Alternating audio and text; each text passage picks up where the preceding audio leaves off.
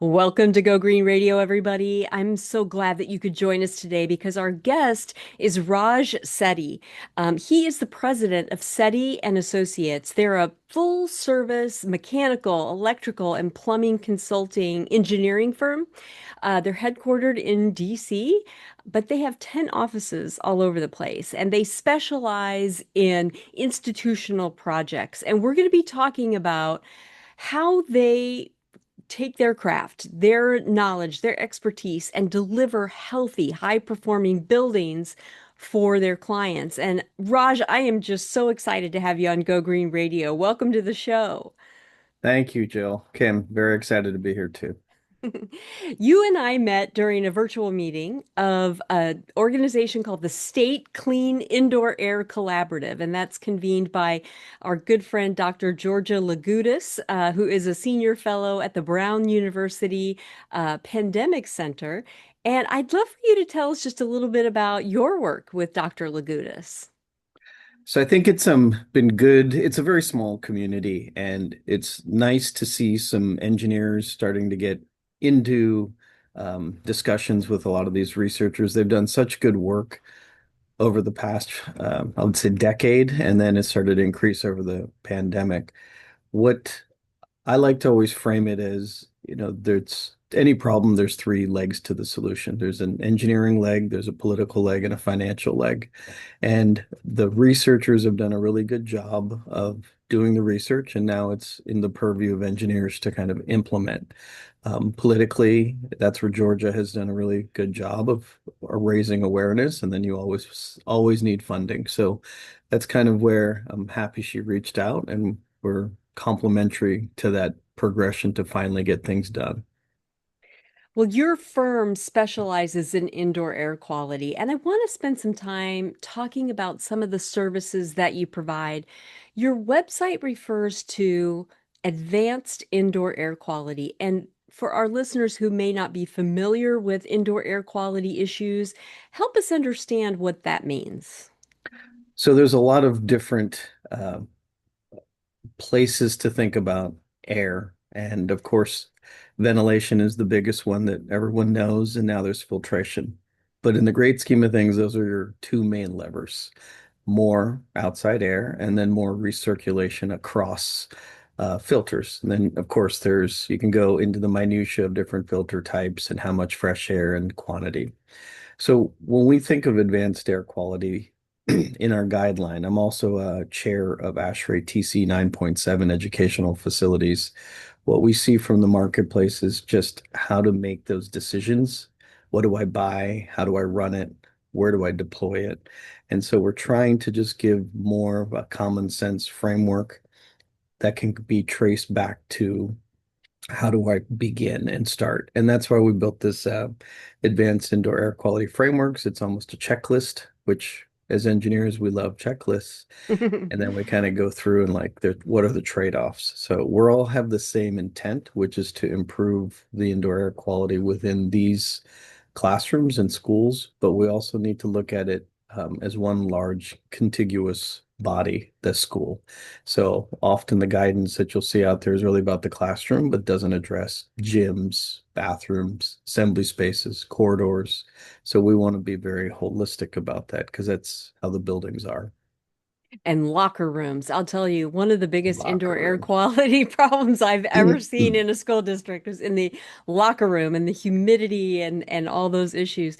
Now, your organization, your firm, and my nonprofit organization share a common thread, and that is we geek out over data.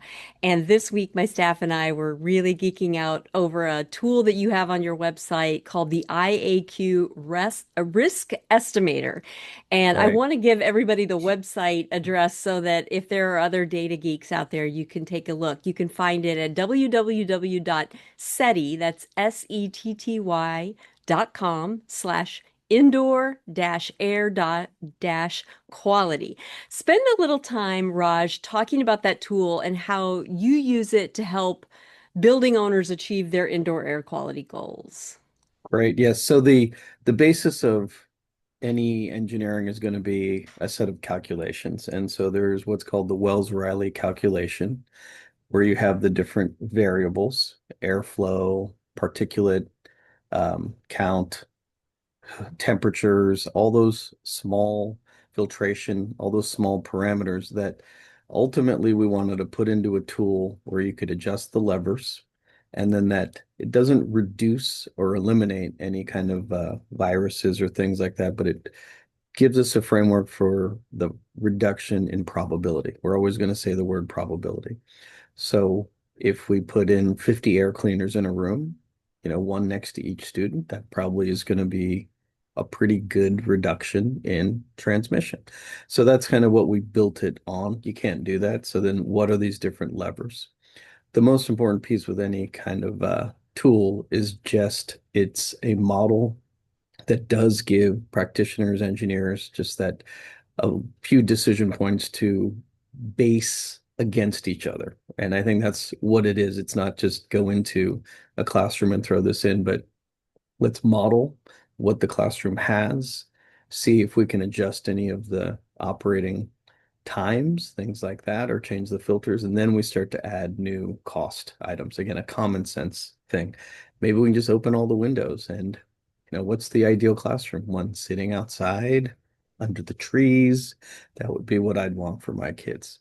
So that's kind of where we put the tool. There's always a lot of panic. Let's just dump sensors and do this and do this. And so we're like, okay, maybe you don't need that. Like the art rooms, we saw a very different need than you would in just a standard classroom. So that's where you need to have some quantification, not just sensors, but quantification of what those tools are, those pieces of equipment, how they're operating to reach those numbers. I love the way that your firm is not only data centric, but also tech forward. And I'd love for you to talk to us about how you use Cyclops, and how this helps with your data management for your clients' needs. So if anyone has renovated their house, and I'm sure many of you have, you also understand how kind of complicated and broken that whole system is. So in my basement, I have 70 paint cans. I have a drawer full of O&M manuals. So that now imagine that scale in a classroom or a school system. Thousands and thousands of distributed, siloed, disconnected documents. So with something like Cyclops, it's a what we call a digital twin, where we bring in all these siloed pieces of information and at least correlate them. So let's say you have your IAQ sensor that says we have a spike in CO2. Now, what happens in the real world, then an operator has to take that spike that's been sustained, let's say for 4 hours, then they have to go to their building automation system, find the particular air handling unit that serves that classroom. In a school, it might be 40, 50 air handlers at times, or 5 air handlers, and then make the adjustments to that air handler on the outside air. And then that takes time to kind of run it through. The reality is it doesn't always happen that way, right? Because you have these two different software packages. Mhm. So what we're trying to do is bring those into a single pane of glass where you can correlate all those. So hopefully that makes sense. That's operations. And then imagine if the damper on that unit is broken. So now we know that the fix is we need a new part. So think about how long that part's going to take to find. So we bring in the manuals, the model numbers, and now we're using a language model to help triage that quicker. So the data spikes that you'll see on sensors are your first step. But what we are singularly focused on is solve it, make it go away. Data is great, but you need the plan to make it all back to baseline. I would imagine, Raj, just as a follow-up to that, that school district employees might need some training on that because I've worked with facilities staff in school districts all over the country for over 20 years and haven't seen a lot of this level of building management. Is that something that your firm provides as well? Or do you guys come in as the project managers and do it for a school district or another client in another So industry? We'll do both. At this point, good engineers will hand over their designs, hand over their solutions, and become true consultants and walk the engineers who are on site, the building operators. I use the term engineers on site loosely. So Hmm. the building operators to figure out how to run these. I mean, everyone knows like when you get new software packages, they're not as elegant as a Apple iPhone. They are clunky, they're hard to figure out. So just throwing out a new software package is not the goal. It's really focus on what the outcome is. So what is the outcome that they want? We want to go into their workflow. I mean, they've been doing it for years right now, but we want to now give them better triage. So let's say we're in California and then all of a sudden you have some spikes in particulate. Like me as an engineer immediately knows maybe there's wildfire smoke because that's the introduction into the building. So do they know quickly shut the outside air dampers, right? That's how you mitigate it. And that's where I think within the platform, you can ask those questions and there's language models that are trained on an engineer's mindset to help give them some of those solutions. Your firm has a lot of experience working with K through 12 schools, and that's a particular interest of mine, as all my listeners know, because I'm the CEO of a nonprofit called the Go Green Initiative. I've asked this question that I'm about to ask you to all different types of folks who are working on indoor air quality, sometimes public health folks, sometimes school district administrators, educators of different types, but from an engineer's perspective, and not just any engineer, Raj, an engineer who graduated from UC Davis, go Aggies. I want to hear your perspective on this question. How does it benefit students to learn in a healthy, high-performing building? So there are a lot of research studies about cognitive decline during afternoons and CO2 starts to spike. So over the last, we'll say maybe 3 or 4 decades, a lot of the codes, a lot of the work that ASHRAE has been doing has focused on that exact amount of air turnover. So if you think about outcomes, like, so I used to be a teacher. That's one of the reasons I love schools, even though it was very hard. So I couldn't keep being a teacher. Taught for 2 years, one of the toughest jobs I've ever had. So, what is it that we're trying to achieve with our indoor environment is just making it not a distraction to the learning curriculum, to the learner space. I've worked in a lot of inner city schools, and it's not just the indoor air quality. You've got pipes leaking, you've got lights broken, you've got windows broken. And I think from a societal standpoint, we as a society will deal with that at some point.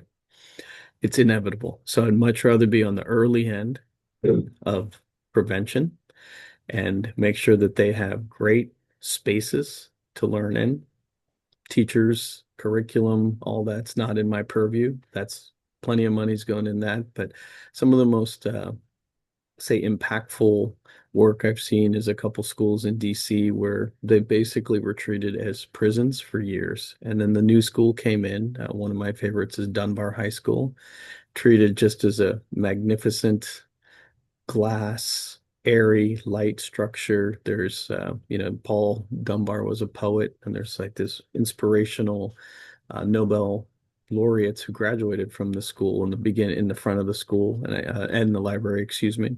So I think those are the places where, what's our goal? We just want to empower the kids to learn, and our point is the spaces. So when I walk into that space, I know that the test scores have already increased, which is a quantitative result, and air is one, but just treating the schools now as not a prison. There's so much of the design used to just be the flat, singular, one level, no windows, um, but more as just beautiful centerpieces of the community. That's why I'm happy to be part of it. I love it. Well, we're going to take a quick commercial break, but when we come back, we have much more with Raj Setty. So don't go away, folks. There's more Go Green Radio right after this. If you just joined us, let me catch you up. Our guest today is Raj Setty. He's the president of Setty and Associates. They have 10 offices all over the world, and they are a full service mechanical, electrical, and plumbing consulting engineering firm. We were talking about indoor air quality. They have a lot of experience in K through 12 schools, but not just in schools, and we'll get to that in just a moment. But staying on K through 12 schools, Raj, talk to us about the importance of taking an indoor air quality baseline and having indoor air quality sensors. Great question. So one of the baselines that we recommend and we do, and a lot of legislation is starting to come down, is just figure out what you have first as far as equipment. Once you figure out what equipment you have, how it can be operated, take the example, I'll get to the sensors, but if I have a piece of equipment that cannot bring in any ventilation, any fresh air, well, we know that the sensors are going to always spike during classroom activities for the CO2. So focus on the time, the money, the effort on what you have first. Next, you focus on how it's being operated and maintained. If they don't ever change the filters, I don't necessarily need to put in a sensor. And that also goes to just the level of training or level of protocols of the staff, right? I mean, sometimes we change our oil, sometimes we don't. So real basic rules of engagement on buildings. Preventative maintenance is, what's the adage? An ounce of prevention is worth a pound of cure.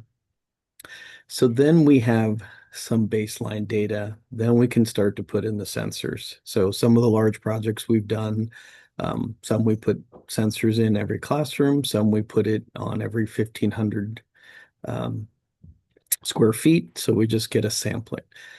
Now, the most important thing is once the sensor data starts coming in, what are you going to do with that? And if you don't have a plan, then don't put the sensors in because that is the worst thing that can happen is because a building operator gets overwhelmed with 100,000, 200,000 alarms, sensor spikes a day. What's the simplest thing to do is to unplug it. And that's not our intent. So we also need to take all that sensor data, look at it, a spike that goes up for 10 minutes, we can ignore in CO2, a spike that goes up and stays there for 4 hours, then that should be triaged into an alarm. And I think a lot of the sensor companies are very adept at putting in sensors, providing data, but not all data and more data is not always great. It has to get triaged. Do you, Jill, communicate better because of email, or is the happiest thing in your life when you delete an email? And that is what we're trying I to got a avoid. quick and easy answer to So that's kind of what we're that trying to avoid. I mean, there's these guys are, and when I say these guys, the folks in the field are overwhelmed with the data amount coming in. A Yeah. single sensor with five inputs, temperature, humidity, CO2, TVOCs, particulate, sampling every 5 seconds is a tremendous amount of data. One way to Mhm. triage it is you put it in a graph. Great. So now I have some spikes. What's the next way to look at it? So I can't look at every sensor in a school. It could be 70 sensors, 100 sensors. I'm not going to be watching those. So that has to go into a computer to kind of read it and then analyze it in the sense of what really matters, what doesn't matter. So that's kind of where some of my frustration is that Mhm. because we're not doing a good job of dealing with all that, people are just unplugging them. Well, and I know that, some of the case studies of success out there in terms of indoor air quality in schools, some of them are very technology heavy, and that was a result of the pandemic. And that is great. But not every school district is in the same predicament. Like, for instance, with Boston Public Schools, they were smart about getting a research partner early on to help interpret some of the data. And they learned a lot along the way. For some of our school districts, I mean, leaning into prevention first, Mhm. and like you said, taking those baseline data is so important because you know, it's great if you have the filtration systems to take contaminants out of the air quality, but in the cases where you can, if you never introduce those contaminants in the first place, that's even better. Kind of Yeah. back to your an ounce of prevention is worth a pound of cure.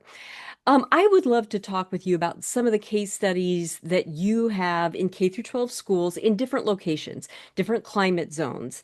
And the first one I'd love for you to tell us about is some of the work that you've done in New York City. Tell us about those projects. So a lot of the work in New York City that we do is with SCA, which is the School Construction Authority. And we do a lot of the peer reviews. We're reviewing designs that come across many, many different engineering firms, and we just kind of look and see how they're following the codes. Not everything in indoor air quality is codified at this stage, so there it's all guidelines, best practices. And our job is not to add costs to these projects, but if there's easy, common sense ways to upgrade a filter, increase distribution on the air side, a big piece of what's rarely, it's discussed a lot in the engineering circles is where you're distributing the air.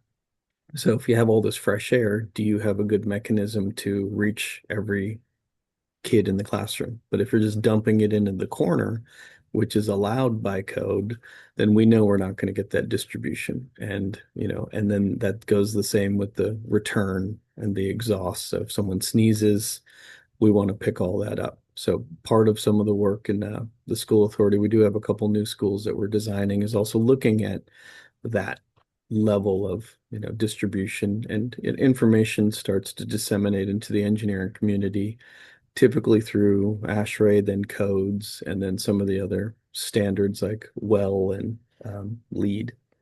So we're trying to Hmm. help with that. But You've engineers also, generally, most of them are all trying to do the right thing, but it's narrow um, fields that they've got to comply with. The energy codes, Mhm. IAQ, budget, making it fit.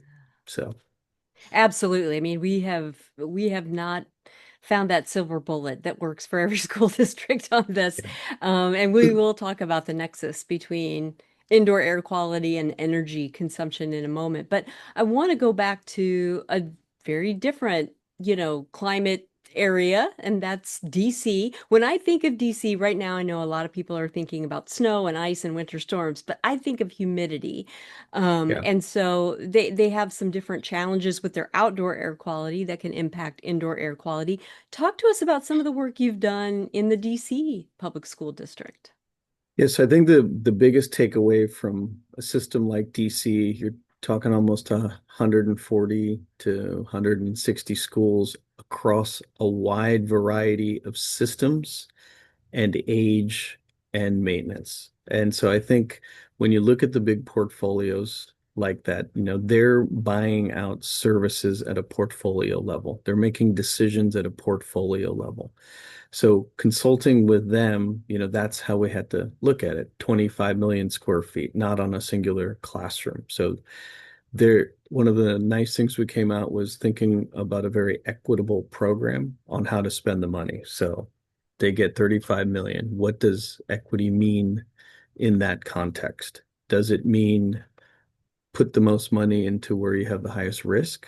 So we level set every school. Does it mean do it by square footage equity? Does it mean do it by school where they all get the same money? Or does it mean do it by the number of students? So I think that's something I really learned in that project, is thinking about how to distribute and having that politically defensible situation. Because that was very important for these huge mega school districts. When you work through them, it's okay, why did you do it on the politics side? And so Hmm. do you take all that money and put it into the building that has no ventilation? Like those are the decisions. Yeah, that's tough. I mean, you ask any school board member in America, and these are the kind of conversations that come up at school board meetings, and people show up to give public comment asking why the school across town got something that the school in their Yeah. neighborhood didn't get. And so that's, the fact that the engineers have to be involved in those or conversations is really insightful. And I tell us think you hit about, it oh, on go the ahead. head. Like, Hmm. just bring the engineers into those conversations, right? A system like Hmm. DC has very poor areas or a Yep. city and very affluent, all within, that small square footage. So, Well, and what you said there, Raj, is, you bring the engineers into the conversation, you can help the public policy makers explain in very, objective, data-driven terms why decisions were made. And so right. I like that. Um, I'll give you a choice before we go to break to talk about either Atlanta or Prince George's County, in terms of case studies that you'd like to share with us. So I think Atlanta was pretty interesting. What they really wanted to know was the specific types of equipment in the classroom, how they reacted to actually seeing inert movement. So how did the distribution work? And we work with this great company called Safe Traces, who put an inert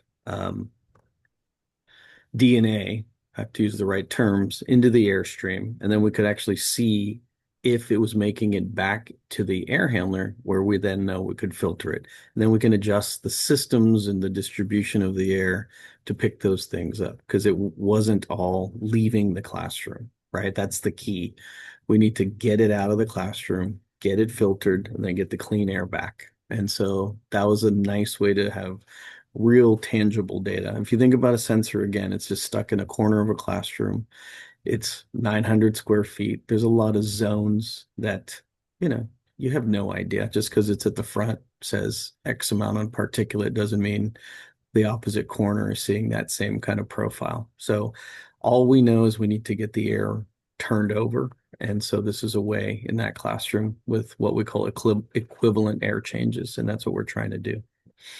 Well, you mentioned Safe Traces, and the CEO, Eric Malmstrom, is a good friend of both Go Green Radio and the Go Green Initiative. So we'll give him a shout out as well. Safe Traces has our utmost respect, and glad to Yes. hear that you guys have been partnering. We're going to take a quick commercial break, but when we come back, we're going to talk about some of the case studies outside of K through 12 schools that Raj and his company, Setty and Associates, have been involved with. So don't go away, folks. There's more Go Green Radio right after this. Welcome back to Go Green Radio. We're so glad that you're with us, and so glad to have Raj Setty with us. He is talking about his firm, Setty and Associates, and some of the work that they are doing to create healthy and high-performing buildings for their clients.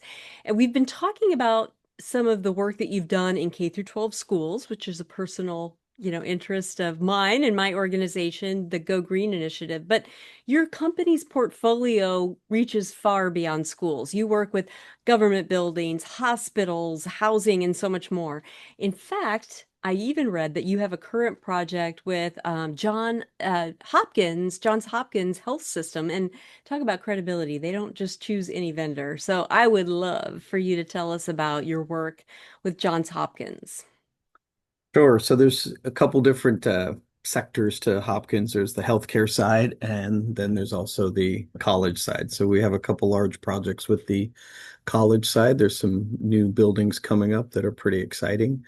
And then on the hospital side, as they expand, they do what we call fit out. So they're always adjusting, upgrading ORs, you name it. So we get pulled into some of those. There's a lot of great engineers out there that they do use, especially on the central plants and things like that. So we've been fortunate enough on our healthcare division to get some of that work. And how do you partner with an organization like that in the healthcare industry? I mean, they're known as being cutting edge. Um, do you interface with the same types of folks that you would like in a K through 12 setting, like the facilities folks, or are you also working with some of the healthcare professionals as well? So like all good engineering Answers, it depends. So often we do get brought in by different architects who do have the relationships. Architects generally have to work with the programming, thinking about what the space is going to be used, the turnover. And so then they start to hire the consultants under that. When we do work generally directly with the hospital, it's often with their facilities department. We have a commissioning group, forensic engineering group that goes in and starts to figure out what's gone wrong, how to optimize. Those are a lot of times we get pulled in directly um, to the hospital systems through the facility groups. hmm Now, I noticed on your website, Hmm. which I love, by the way, Thank Setty.com, you. Setty.com. Yeah, it's got a lot of great, you can information snack all day on your website. It's good stuff. So I highly You're one recommend. of the 9 people that visited it today. Good. Maybe we can help with that. So I saw that you also have some work with some federal agencies. And so I saw USDA, I saw Department of Energy, and the Social Security Administration. Say that three times fast. Yes. Talk to us about some of those projects, Raj. So what we excel at the company are just the larger scale, more complicated projects. And when I say complicated, it's about the systems. USDA does a lot of labs and testing. Scenarios. So we did a huge lab out in Salinas, California, where they're just bringing in a lot of the different produce and things and testing it and seeing what new pesticides are out there and trying to keep up with, the private industry. So with those labs, they have massive greenhouses, they have, fume hoods. They're really trying to look at what can become airborne, what's not. So with the federal government, often it's not just the office buildings here in the DC area, but they have, we do a lot of work with, we used to do work, we're going to get back in with like NIST, Department of Energy. And so these folks in the DC area are very office driven. So those are constantly turnover when there's a new administration or they need to keep up with the new energy codes. But out in the country, then you're looking at forward front buildings, labs, government offices that are everywhere, FBI, you name it. So it's exciting from that standpoint that they do have some pretty cutting edge buildings. Like here in the DC area, we have one of the government agencies has a small nuclear reactor. So when we go there, it's just like you got to be on your game. So that's I'll what I love say. about the government. Engineers, we're the offensive linemen. No one knows who we are. We just cannot make a mistake, no holding penalties. So that's kind of the excitement. Oh, we're gonna go there. I'm so glad we can use sports analogies because I'm all about it. I'm all about it. Good. Right now, because I'm thinking hockey, I'm like, later today I'm gonna hang up my skates. That's kind of where my head's at. I want to give you a chance to talk about some different areas of expertise within your firm and some of the projects that you've done. And I really want to start with net zero because I think there's a good chance that some of our listeners may be unfamiliar with what a net zero energy building is. And so I'd love to have you explain that to us and then talk about how your firm can help a building owner reach that goal of net zero. Sure. So there's a few different definitions of net zero. The main one I'm going to focus on is the energy that crosses your site coming in from your utility. You generate the equivalent of that energy across a year. And that's just at a very high level, net zero. Right now, we're seeing a lot more movement also for carbon neutrality. So, how that energy comes in. So, yes, it could have come in as hydrocarbons, as in the form of natural gas typically. So, what we're trying to balance when you do net zero buildings, the most important thing is to optimize. And what I always try to tell design engineers is just turn things off. There's nothing simpler than that. There's 8760 hours in a year. And we occupy buildings roughly 2 to 3,000 hours. So the easiest place to focus is those other 4 to 5,000 hours. Turn things off. Turn your pumps off, turn your air handlers off, turn all systems to base load.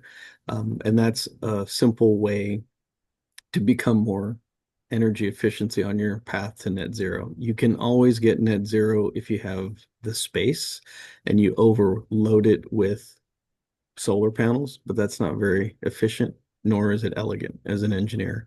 We love efficiency, so we want to drive the usage down. We measure that in BTUs per square foot, and then we want to generate. And then that's kind of that balance. And there are places now where you can buy solar as well, that counts towards that net zero. Yeah. Hopefully that makes some sense. Yeah, renewable energy credits. We did a whole show on Yep. that. So we do know that.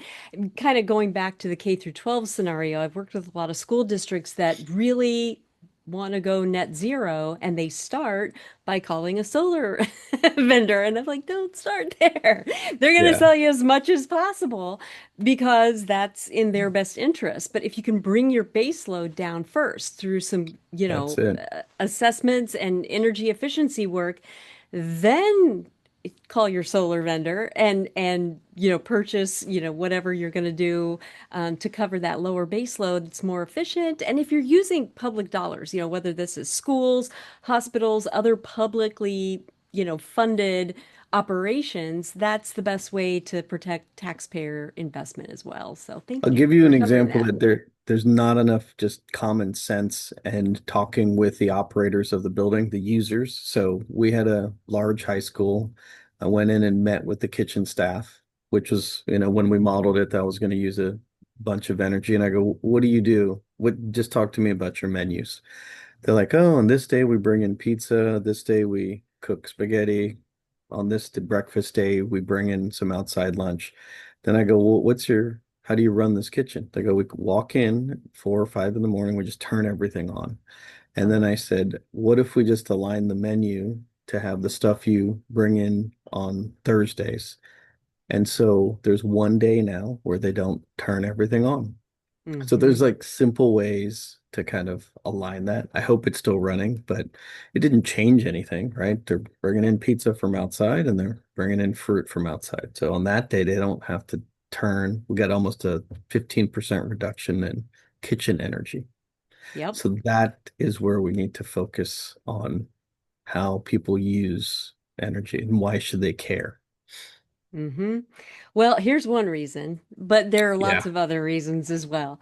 But thanks for that, Raj. So, as I was looking at the areas of expertise that your firm holds on your website, little TMI about myself, I watch a lot of crime shows on TV. I don't apologize for that. And so, when I got to expert witness and forensic engineering, naturally, I was interested. So, tell us a little bit more about what that means. So in the world of forensic engineering, it's often post-evaluation, what went wrong, why did it happen, and how do we stop it? So years ago, I was in probably my biggest forensic engineering project was the whole Federal Triangle was flooded after a big rain event, and hundreds of millions of dollars of damage were done to Justice, Treasury, um, several other buildings. And so the water got up to about 7, 8 feet. And so kind of just looking, why did that happen? Why didn't it discharge to the tidal basin? You have all these different agencies, and then it's 3 levels in that forensic engineering, and it's very interesting for an engineer. It's like, okay, why didn't the water drain? So we worked with a civil to see that there was a small pipe that's never been upgraded, and small in the world of civil and storm is like an 8 foot pipe. The second was there was a barbecue battle the weekend before. They weren't able to clean the streets, so there was a ton of garbage that got piled in there. And then it was a crazy rain event, which we are no longer seeing, 100-year rain events. They're pretty much every 10 years now. And so systems infrastructure is not there. So this is a forensic engineering kind of thought. And then finally, like when the water comes in, why do we put all of our electrical equipment on the basement, which gets flooded, which puts the building out of commission for, you know, years. So now we try to harden the buildings. We call it resiliency and move that critical equipment up as well. So those are the kind of fun forensic engineering because most of it is dealing with aged infrastructure. That actually does sound really fun. And just because I'd love to watch as you do something like that, I'm just gonna put a plug in for you to like put a GoPro on your on your hat or something. Take us with you next time you do one of those You don't want to go down investigations. some of these sewer tunnels. You don't know. Maybe we do. Maybe we do. Yeah, yeah. So, in speaking about, that instance of a, 100-year flood event, talk to us about, I think it's a perfect segue to talk about your emergency preparedness services. So as standard temperatures rise over the median, then you're going to get more moisture in the air. And, air is composed of two components, just air, nitrogen, oxygen, and then water. So as you have these huge deluge events that are starting to get more common, so emergency preparedness, when we do consult on that is, are your roof drains sized? When I review drawings for my engineers, one of my favorite comments is always, how's this building going to flood? Walk me through when you get an event, what's going to get compromised? When are your pumps going to get overwhelmed? We can't design for every condition. So we just need to know those edge cases and alert the owner like, okay, if you have a rain event of 3 inches, 4 inches, 5 inches an hour, this is where you get compromised. So preparing in my mind is really, can you do an orderly shutdown and bring that building back up after the event? When you have Hmm. catastrophic events, you have to rebuild, but can I shut it down before the hurricane? It's like putting wood up on your Hmm. windows that protects the window. That's easy enough. Can you shut down your systems to protect them from an event, or at least bring everything back online? The Hmm. new world of emergency preparedness is also what happens when your IT goes out. Everything is connected, and a lot of big equipment doesn't necessarily start without their building automation system. And if that goes out to the web and that IT data connection gets severed, the equipment needs to run kind of in an island mode. So that just needs to Hmm. get programmed and make sure it works that way because it's going to be searching, where are my instructions? Where are my instructions? Small things like that, as you can kind of think about. It's Wow. like your driverless car will just Hmm. turn off one day Wow, if there's no Raj, you IT. just blew my mind, and now I want to do a whole new show on just that, and we will. Trust me. It's Okay, so because I've actually been just reading. I'm exposing a lot of my geeky side on the show, but I've just been reading a good. book called Dark Territory Mm. about the history of cybersecurity in our country, and so now I want to go down that hole. So anyway, we're going to take a quick commercial break, but when we come back, we have much more with Raj Setty. Don't go away, folks. There's more Go Green Radio right after this. To Go Green Radio, everybody. So glad that you could join us today. We're talking with Raj Setty about his engineering firm's suite of services. Get out on his website. It's a treat. If you like buildings, if you want to learn about healthy, high performance buildings, this is the good place to go. Setty.com. It's SETTY.com. Um, Raj, as many of my listeners know, my nonprofit organization has recently received a 5-year grant from the EPA to improve indoor air quality in K through 12 schools throughout the country. In fact, folks, if you're shopping around for websites while you're looking at Raj's site, you can also check out ours at gogreeninitiative.org. And if you do .org/IAQ, you'll see what we're doing in indoor air quality. The most common response that I get when we're talking about some of the offerings that we have through this grant, Raj, is that, you know, I don't have enough funding. Our school district doesn't have enough funding to properly address indoor air quality. And I know the same is true for other sectors of building owners. What are your thoughts about how a budget constrained building owner, regardless of the sector, can begin building an indoor air quality management plan? Yeah, there's no easy answer for the monetary piece, but the way I look at it with especially K through 12 is you have a very motivated, I would say, workforce, which is students. So ultimately, how do you engage them in that?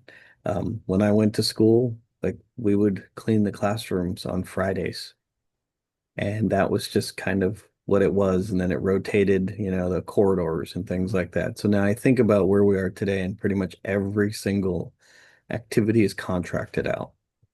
Everything. So cleaning, cooking, teaching, you name it. So when I think about how do you actually save money, and can one of the kids just have a, home ec or whatever you want to call it, and they help the folks go change filters. And I think as we move into the world of AI and LLM, giving more hands-on real-world experience is going to be invaluable. You know, no one really knows what an air handler looks like, much less how to open one out and take that. So what do? We sub it all out.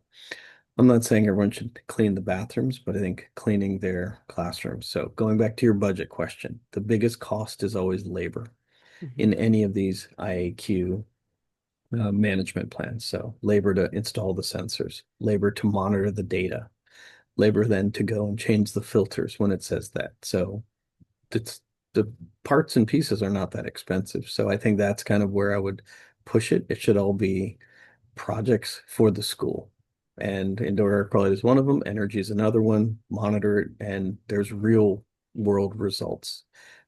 We had one project where I just said, why don't we just put an energy score above every classroom, and all the kids can compete. So he gets the lowest, and then they get $50 off at the bookstore. Fine. It's incentivized. There needs to be the financial incentivization. Otherwise, no one cares. So, Well, you bring up a great point because, we're hearing more and more emphasis on CTE programs, yeah. and, making sure that students know about the opportunities in the trades, knowing, about STEM opportunities, which engineering definitely is. Um, what a great learning lab, your own school Exactly. building to learn some of these things. That's cool. That's a great idea. Good. Another Go forward yeah. with it. Um, uh, another comment that I hear a lot from school districts is we don't have the budget to run our HVAC systems night and day to make sure we have perfect indoor air quality. We can't afford a higher energy bill. And there's this perception that in order to have good quality indoor air quality, you've got to run your HVAC nonstop. And so I'd love for you to talk to us about that critical nexus between indoor air quality and energy efficiency. So, every engineer will tell you the same thing, which is if you run the units longer, it will use more energy. That's pretty much common sense. So, what are we really trying to focus on to save energy will be those unoccupied hours. And as I said before, a lot of times the units are going to be running regardless when it's occupied to maintain temperature control. That's just a broad stretch. So turn them off on the weekends, set them back. That's where you're going to get your energy efficiency. Um, on the indoor air quality, you'll hear things about the filters are causing a higher pressure drop. Um, the short answer is sometimes you can get a filter that has lower pressure drops, but I would just use common sense. Change it to the higher MERV ratings on the filters. If you start seeing diminished temperature performance or higher energy bills, then go back to the Hmm. other filter. I guess where I always go back to is like there's no downside except for operational money in these. And so if Jill, you focus on outcomes. What is your outcome? If it's energy savings, then yes, you need to turn it off. If it's the student's well-being, then you need to increase your focus on indoor air quality. If it's test scores, then you're going to have a different outcome. So what I often see is the singular outcome has to be defined, and then we can kind of work back there with the Hmm. solution. Yep, that makes it sound like good old common sense. And sometimes it just takes somebody like you and your firm to help everybody take a beat. Let's think this through. Let's write things down in terms of a strategic goal that we're trying to reach as we're, working on our systems and our building management. And I really appreciate that. And it's going to happen. Like this is the long tail of education. There was a time there wasn't a school without a sprinkler system. You can't think of a new one now. It just parts of it is what it is. Does it cost more? Of course. But it's the right thing to do. You do what's right because it's right. Simple as that. Mhm. Raj, we've come to the point in Go Green Radio where I like to ask personal question. So I hope you're okay with that because many of our listeners are young adults who are early in their careers, some still in college, and they want to be a part of sustainability. They want a green job, and they probably are looking at what you do and thinking, I'd love to do something that impactful. Um, but they're often anxious about what career path or educational career path they should take. Should I study, engineering?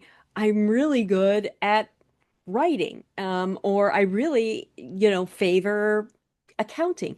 What should I study? If I really want to make an impact in sustainability and have a green job. And based on your own experience at the University of California, Davis, and, talking with so many other professionals in the field, what advice would you give them? So I went into Davis with a forestry major, and then I thought about what that impact was going to be. I wanted to be out in the woods, sustainable career, but ultimately I realized I'd just be working for a logging company. You know, you can cut this tree, you can't cut that tree. So I kind of backed out, went more engineering. So as you start to think about one's career, I like engineering because it gives you a lot of options. You can pretty much enter any field afterwards. You can also go out into the world, and there is a very, in the built environment, there's a connection between, being a laptop jockey as well as going out and seeing your building built. Um, I do like the pressure of flipping a switch on at some point on a $200 million building, and it's all got to work. And Mhm. that, takes it, you feel useful. So, in a nutshell, I think there's a lot of careers that will be impacted slash wiped out by AI, but the built environment, especially with schools, I don't think is going to get affected for a long time. We will have human teachers. We will have places that we assemble, like schools. And so those aren't going to go away. They need to be maintained, they need to be built. And so if I was to say anything, think about things that you can imagine that won't get impacted. And doesn't mean it won't, but from where I'm sitting right now, I think K through 12 and schools are a great place to feel rewarded. I've gone into schools and I just ask I went into the one Dunbar again, just asked the track team, what do you think of your new school? And they just were gushing. And that, as an engineer, that's all we get. Yeah. So That's a great compensation package when yeah, teenagers gush over your work. That's exactly. that's a big deal. Well, Raj, it was great having you on the show today. I want to thank you for joining us. Check out his website. Again, that's Setty.com, Setty.com.